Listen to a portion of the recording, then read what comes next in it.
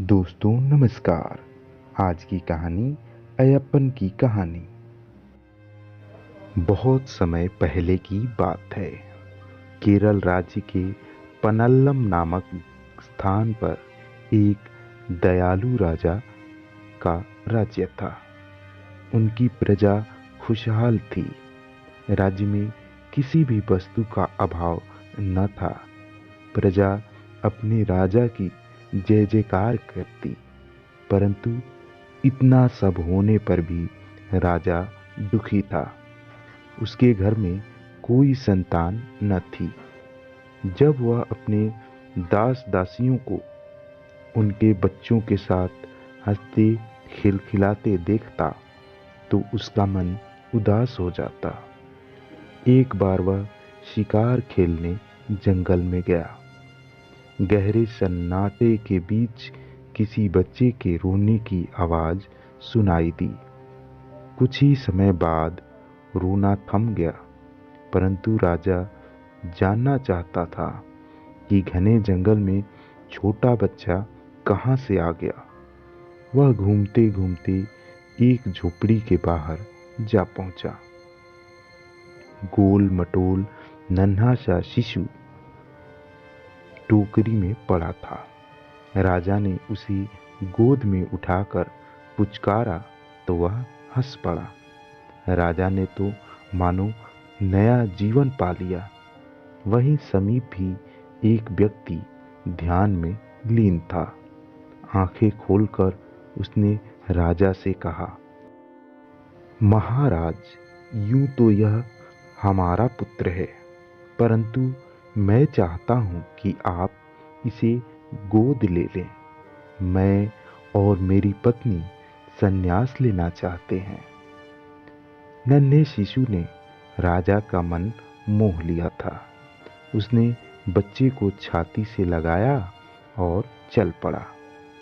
पीछे से उस व्यक्ति का स्वर सुनाई दिया, यह बच्चा भगवान शास्ता का अवतार है। बड़ा होकर धर्म की रक्षा करेगा। राजा ने इस बात की ओर अधिक ध्यान नहीं दिया। महल में खुशियां ही खुशियां छा गई। बालक का नाम अयप्पन रखा गया। रानी माँ भी बालक अयप्पन के पालन पोषण में कोई कमी न आने देती।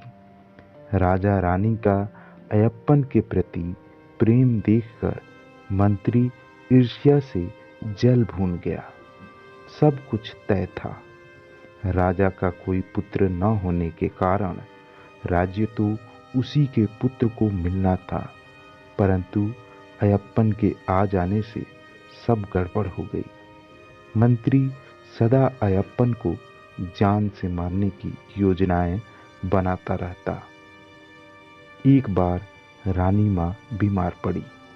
मंत्री को एक उपाय सूझ गया। उसने एक नकली वैद्य महल में भेजा, जिसने कहा, यदि रानी माँ को अच्छा करना है तो उन्हें मादा चीता का दूध पिलाया जाए। वैद्य की बात को कौन टालता।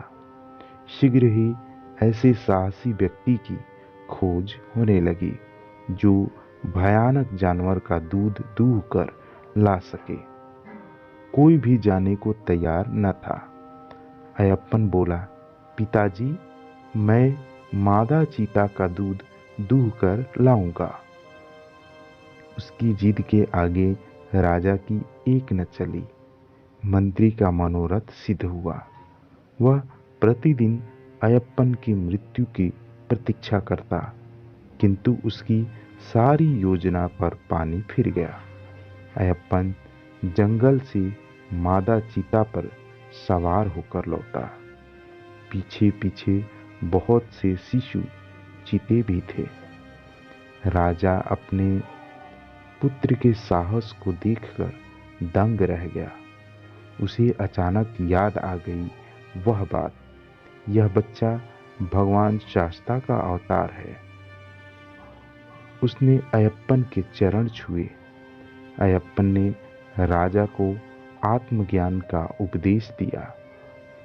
उसने कहा कि शवरगिरी के ध्वस्त मंदिर को फिर से बनाने आया है। शीघ्र ही अयप्पन ने अपने लक्ष्य में सफलता पाई और प्रकाश पुंज बनकर मंदिर की मूर्ति में समा गए।